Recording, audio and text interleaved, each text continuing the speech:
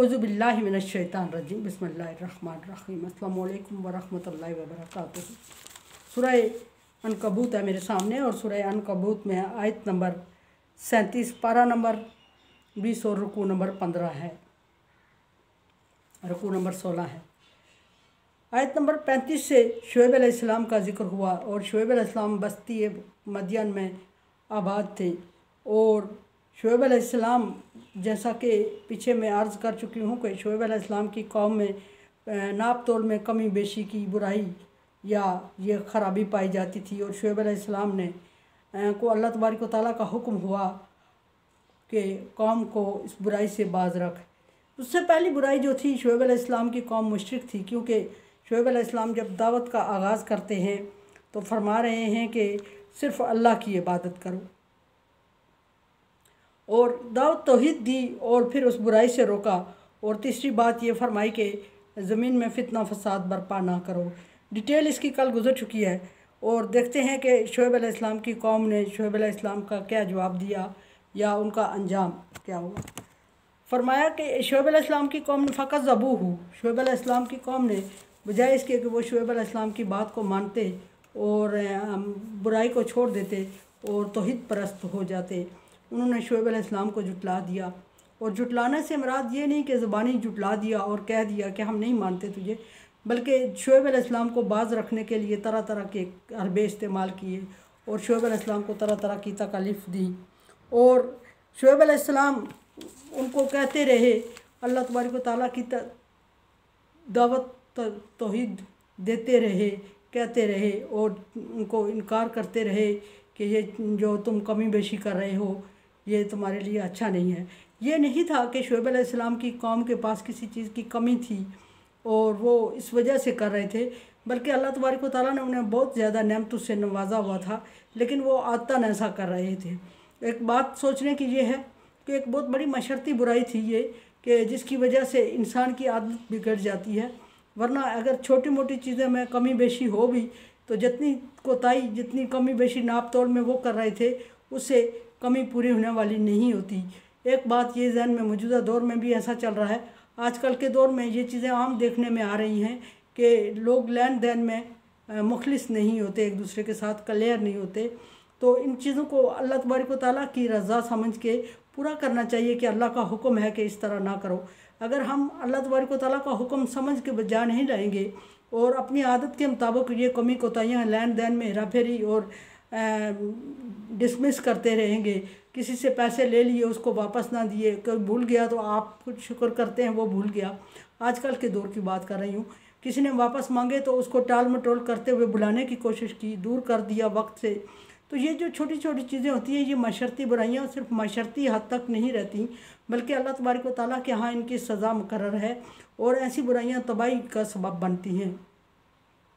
और ये छोटी मोटी जो हम ऐसा काम कर रहे होते हैं, किसी से लेन देन हुआ उसको डिसमिस किया, उसको बुला दिया, उसको ना दिया, पूरा देने का टाइम वादा किया, थोड़ा थोड़ा करके दिया, एक वक्त दिया कि इस वक्त में वापस कर दूंगा, उस वक्त में वापस ना किया, बाद में भूल भलियाँ करता रहा और सामना ही ना किया उस बंदे का, या कि वो भूल जाए या ऐसा माहौल बना देते हैं कि वो शर्मिंदा हो जाए और दोबारा मांगने की कोशिश ही ना करे। बाद लोग ऐसे भी होते हैं कि जिनसे जब बार बार इस तरह की हरकत की जाती है तो वो इतने दिल बर्दाश्ता हो जाते हैं कि वो दोबारा मांगने की ज़रूरत नहीं करते, हिम्मत नहीं करते, वो इज़्ज़त नफ्स मजरू होती है उनकी।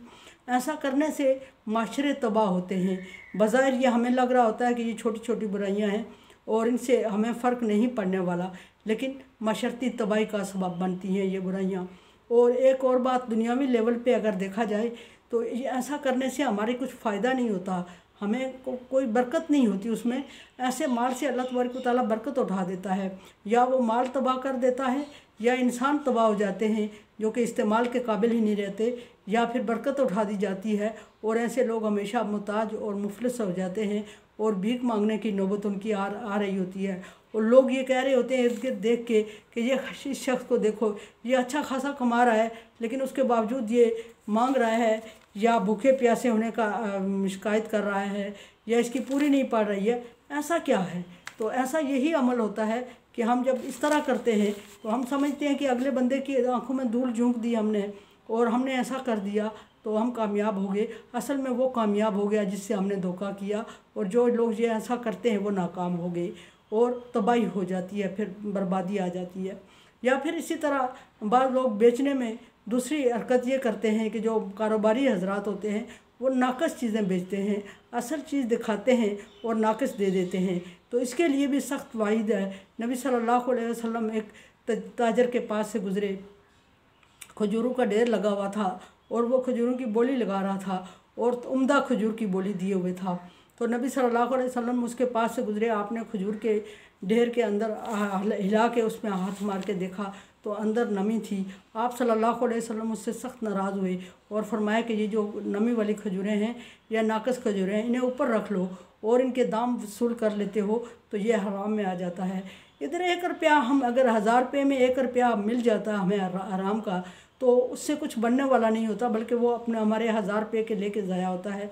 लेकिन हम लोग चूँकि ये, फिर मैं अर्ज़ कर रही हूँ कि ये लोग कमी पूरी करने के लिए नहीं करते, इससे कोई कमी पूरी नहीं होती, बल्कि ये लोग अल्लाह तबारक व तआला की नाफरमानी इसलिए कर रहे होते हैं कि आदतन ये ऐसे हो जाते हैं।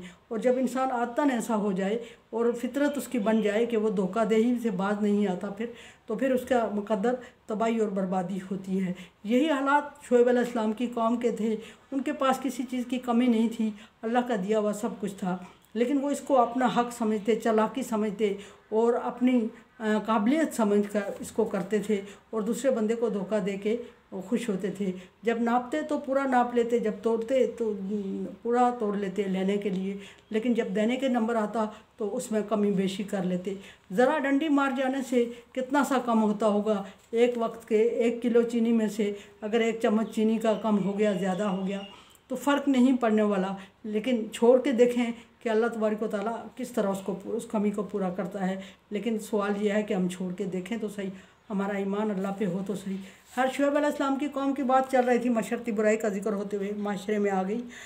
फरमाया कि फ़क़त ज़बूहु, शुएब अलैहिस्सलाम की कौम ने शुएब अलैहिस्सलाम को जुटलाया। फ़हज़त हुमुज़ रजफ़ा, तो अचानक उनको ज़लज़ले ने आ लिया और ज़मीन की तबाही सबब बन गई। फ़ासबाहु फ़ी दारिहिम जासिमीन, रात को वो अच्छे खासे सोए, खा पी के अपने घरों में आसाइश से गप्पे मार रहे थे, खुशगपियाँ लगा रहे थे और किसी को अंदाज़ा नहीं था कि उन पर तबाही और बर्बादी आने वाली है। सुबह उठे तो उनके घर उल्टे पड़े थे और वो ख़ुद भी मुंह के बल उल्टे पड़े थे और लगता था कि तबाही बर्बादी हो चुकी थी कि कोई कभी ज़िंदा इस बस्ती में रहा ही नहीं है। और ये उनके अपने करतूत और अपने किए का अंजाम था जो अल्लाह तबारक व तआला ने उन पर मसल्लत किया और उनको इनकार किया, उसके बावजूद उन्होंने ऐसा किया। और समझे, देखे समझे, सब्सक्राइब करें और सदका जारिया में मेरा साथ दें। अल्लाह तबारक व तआला का हुक्म, ताअवनु अला बिर्रि व तक़वा, नेकी और भलाई के कामों में एक दूसरे से ताअवुन करें। सो चैनल को सब्सक्राइब, शेयर और लाइक करके ताअवुन करें। अल्लाह।